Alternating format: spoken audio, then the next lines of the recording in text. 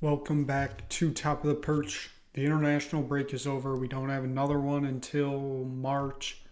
Tottenham Hotspur back, but it's still the same result as it was before the international break, as Tottenham Hotspur lose today to Aston Villa 2-1 at home.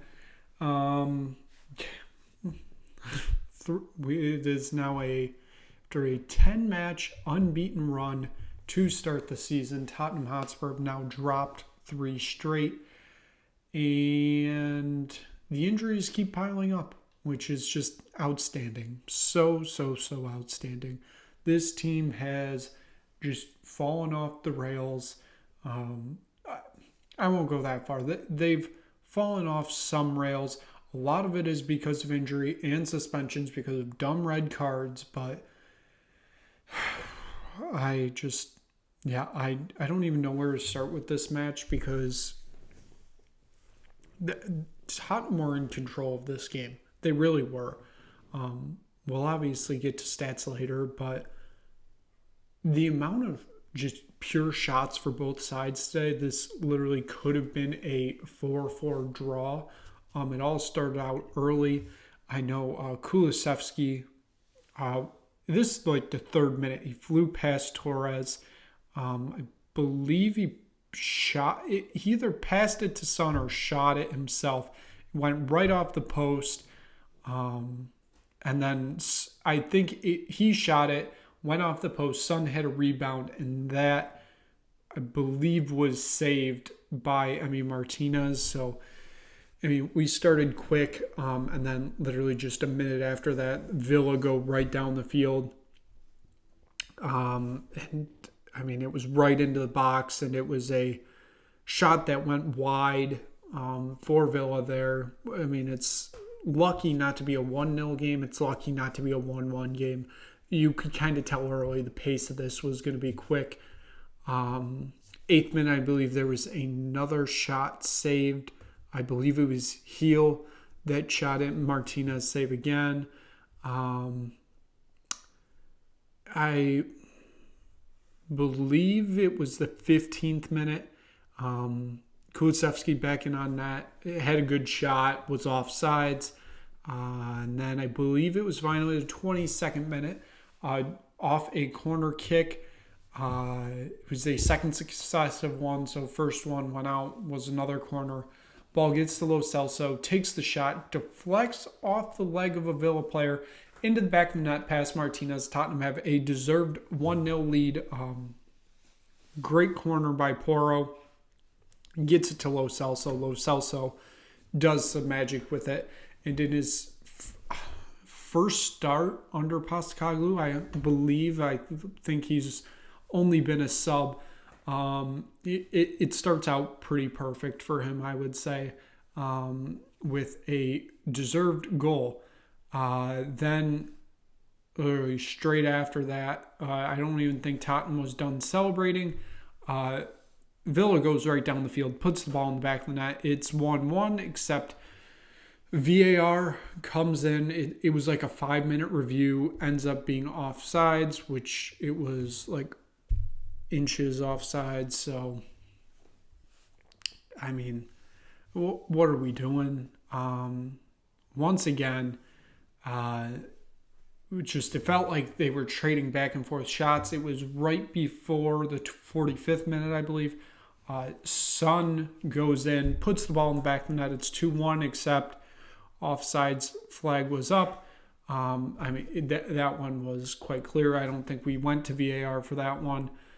And then it was Villa Paul Torres going down in the 7th minute of added time of the first half.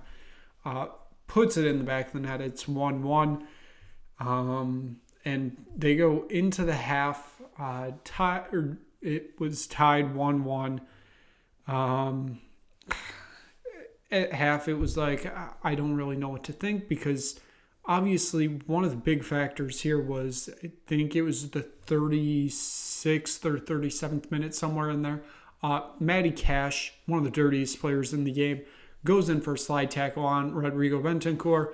Looks like he is injured once again in his first start back since his ACL tear last year. He goes down injured, ends up being subbed out. Højbjerg comes in. Medicash, I believe, was already on a yellow at the point. Didn't get a card for this because he probably should have been sent off, but refs are going to ref. So, really, at half, I was like, if we come away with a draw, I guess I'm going to be okay with it, even though we've had the better opportunities in this game. That just never really came. I mean, they kept trading attack after attack. I mean, just both Martinez and Vicario had very good days because they both had shots that they had to face, and both of them made outstanding saves in this game. If any keeper was in the game for either other side, these score lines could look very different. That's just the beginning and end of it. If they had different keepers, this game completely different. 59th minute, Son once again puts it in the back of the net. It looks like it's 2-1. Nope, he is offsides again. And not even 2 minutes later, Ollie Watkins takes the ball down, puts it in the back of the net. It is 2-1 to Villa. No offsides, no VAR. Villa is in front in this one, even though it seemed somewhat undeserved. But, I mean, both teams were just attacking the net in this one. Then it was just a barrage of Tottenham attacks, it seemed. It just kept going and going. I think we finally got to the 85th minute. Son put it in the back of the net again. It's 2-1, or 2-2, I should say. Nope, offsides. So that is a hat trick of offsides goals for Son. And that was basically it there. There were truly no real opportunities after that for Tottenham, and Villa walk away with a 2-1 victory. Tottenham just, I don't know. They looked like one of the teams of all time. It wasn't great. It wasn't terrible. The injuries keep piling up, especially if Bentancur is actually out for an extended period of time now, which would just be awful. Just given our bench depth, it's awful. January can't get here soon enough, even though I know we're not going to spend. It's going to be this almost exact same team come May when we finally hit the summer transfer window, and hopefully we're doing something again. Who knows? It's just, yeah, this was a game I felt like Tottenham should have had. They didn't. So let's take a look at the stats. Tottenham did have 62% of the possession here. And like I said, these two teams traded shots in this one. 18 for Tottenham, 15 for Villa. Actually, on target, it was Tottenham 8, Villa 5. So, I mean, that's kind of expected, but when you're putting up that many shots, it's a pretty good number. Shots in the box, which this kind of surprised me today. I kept saying the past few weeks, Tottenham was taking a lot of shots outside the box that I don't think they should. They should keep trying to get back in and try and get those good opportunities. Well, only 2 of their shots were outside the box today. 16 of them were in, so that pretty good with that. It was more split for Aston Villa. It was 9 in the box, 6 out of it. Expected goals, I 100% expected these numbers, just given the way Tottenham was peppering the net. 2.34 for Tottenham and 1.76 for Villa. It really felt like this should have probably been a 2-2 draw game, but obviously Villa end up victorious and with 3 points in this one. Tottenham almost double the amount of passes that Villa had. They had 633 compared to Villa's 384. Tottenham completed 90% of those. Villa was 86%. Fouls, I don't know how Villa didn't have more of them. There were a lot of questionable tackles today, a lot of questionable calls, but they end up with 13 overall fouls, with 4 of them ending up being yellow cards. Tottenham ended up with 0 yellow cards, but 11 fouls. Corners, Tottenham, like I said, They had those consecutive corners, which really built that number up. That got them to the 9 compared to Aston Villa's 3. So it's now time to take a look at the player ratings. This was something when I saw it this morning. This was a interesting lineup. I know I still have it set up as like I don't even know. It looked more like a 4-2-3-1 there. And I know that's not really defined in this, but yeah, I don't know. This seemed like a trial by fire for this starting 11, just given that I know Postecoglou doesn't trust Eric Dyer, which is why he wasn't in the starting lineup and why Emerson Royale was the right central back, which it was a performance. I can tell you that. Kulusevski being put in midfield, I wasn't so sure about. It wasn't terrible. It wasn't great. I thought he did what he had to do and kind of worked. I don't know. But let's start up top as we always do. Son, 7.0. Probably should have been higher. Would have been higher if any of his goals weren't offsides. But given the offsides, that kind of does have to factor in here. You got to know where you are on the field. Given that, you earn a 7.0. Bryant Heel, his first start under Ange Postecoglou, earns a 6.8. I just kind of felt like he got lost out there. You didn't really, you did see him, but you didn't. Brendan Johnson, he earns a 7.0. It probably could have been a little bit higher. He did have a good performance. I see the vision with him. He had a few good opportunities, none better than the one I believe in the 76th, 77th minute, somewhere around there, where Son crossed into him. He had a wide open net. If he could have got to the ball, he dived, just couldn't get to it and went out of play. I see the vision there. I think the goals are coming for him. It's just today didn't seem to be that day. Kulusevski got put in the midfield. I thought he had one of the better performances of the day. Earns a 7.8. He did what he needed to do, and I think that it's the biggest thing that needed to be done today, even though Tottenham walked away with a loss. Giovanni Lo Celso earns a 8.5. He had the goal. He earns the man of the match because of that goal. For his first start under Postecoglou, I thought it was really as good as he could have done.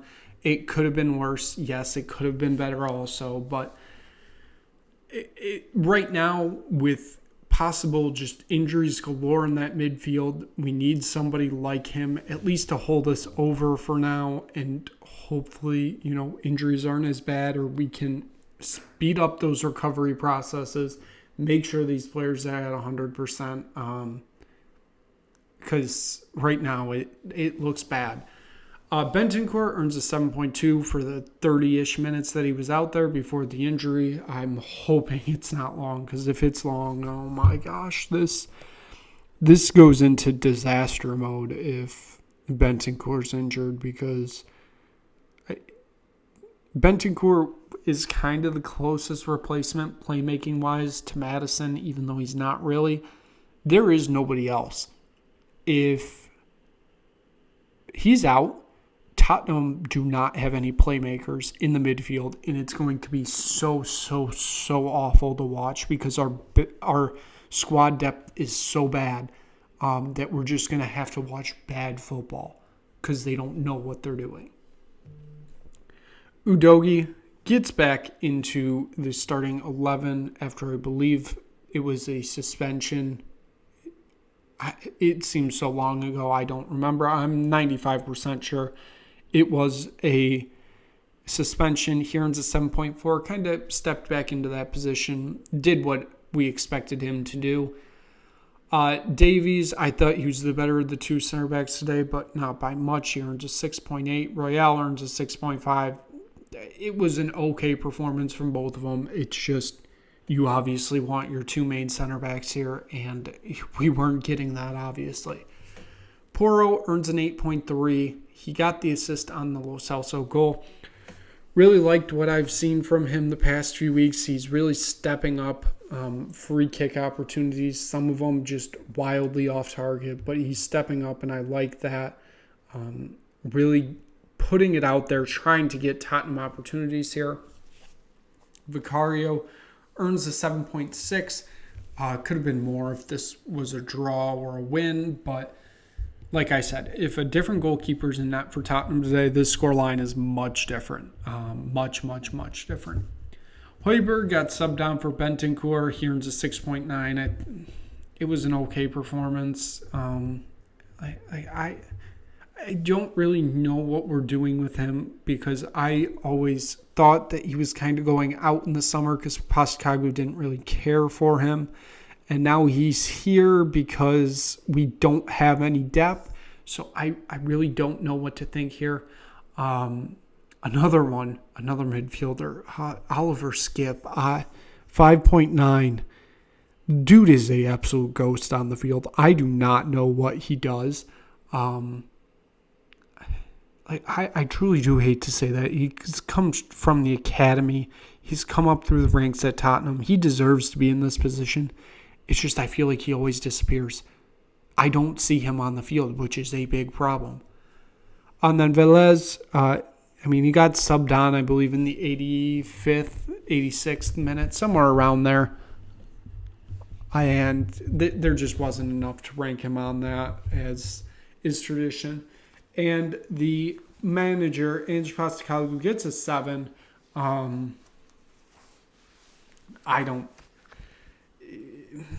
It was a struggle for me because he's doing what he can with the pieces that he has, especially with injuries. But only 3 subs again, and the attacking sub is made with 4 minutes left in regular time. I don't get it. I really don't get it. And I know we don't have the bench depth, but, we're bringing in players from the academy right now. At least give them a shot. That's all I'm asking. I know these probably aren't the games to give them a shot, but, we got to at least see what we got. If we got something that can work while we have injuries, we got to at least give it a shot. That's just my thought process here. You just have to try. Which why he kind of gets the 7 here. It's just odd because he's doing the best that he can because he can't control injuries, and that's the easiest way to put it. So given that was the player ratings for this match. I don't even know where we go from here. Next week, fun times. I believe it's headed to the Etihad. The face off against Manchester City. Yay. And then a week after that, I think, is Newcastle. Awesome. Yeah, so fun times are ahead for Tottenham Hotspur. So given that, that is going to be it for this episode of Top the Perch. If you just stumble across it, hit like, subscribe. Tell anybody you know about it. If you know any Tottenham fans or Tottenham haters, tell them about this, and they can critique me all they want. So thank you so much for watching, and we will see you back here next week when Tottenham head to the Etihad for another episode of Top of the Perch.